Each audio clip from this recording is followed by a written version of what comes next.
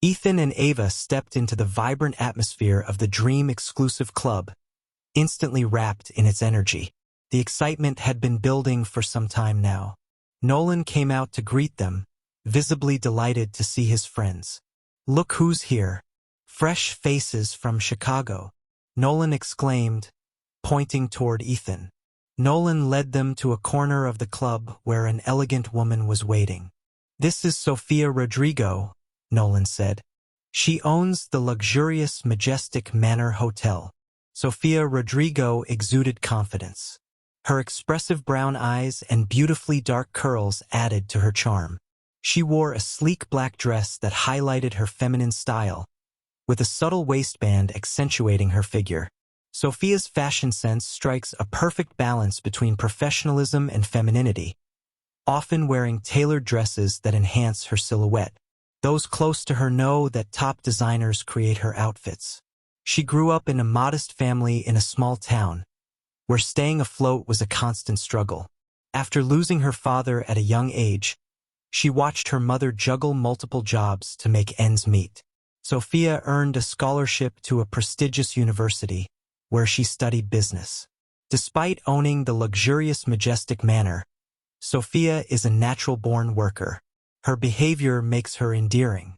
Those who know her well know that deep down, Sandra wrestles with her past. Sofia and Martin Rodrigo attended a party with several friends and business partners. That night, as they were leaving, Sofia let their driver go home and insisted on driving herself. Martin suggested calling a taxi instead. In the rain-soaked streets and poor visibility, driving became extremely challenging. Tired and stressed after a long day, Sofia turned to kiss her husband. In that split second, she lost control of the wheel. The car skidded and flipped. Martin was seriously injured in the accident and later died in the hospital. Every professional success Sofia has achieved has been shadowed by the memory of that night and the decision she made.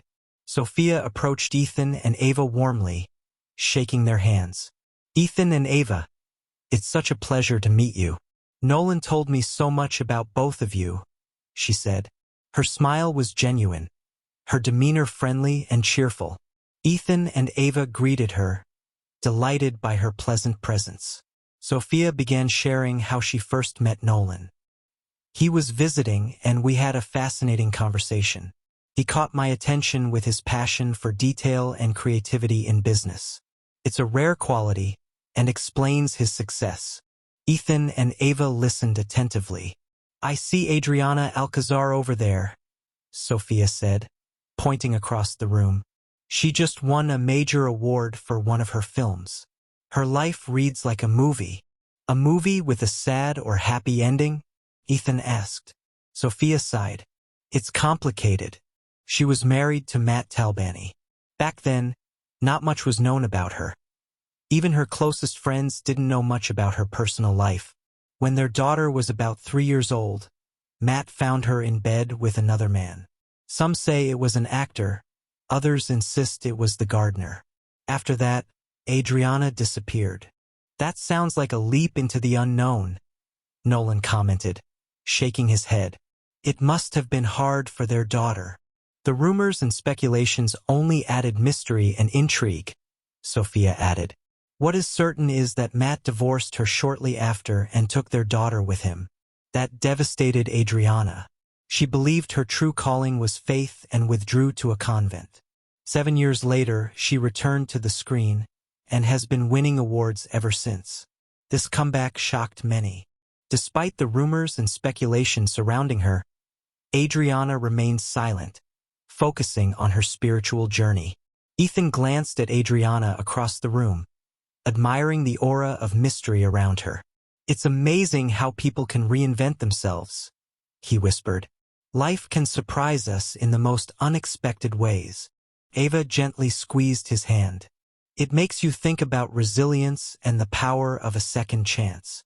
Meanwhile, a rather drunk guest named Bob spotted a familiar face nearby, a former boxer known as Johnny the Hammer.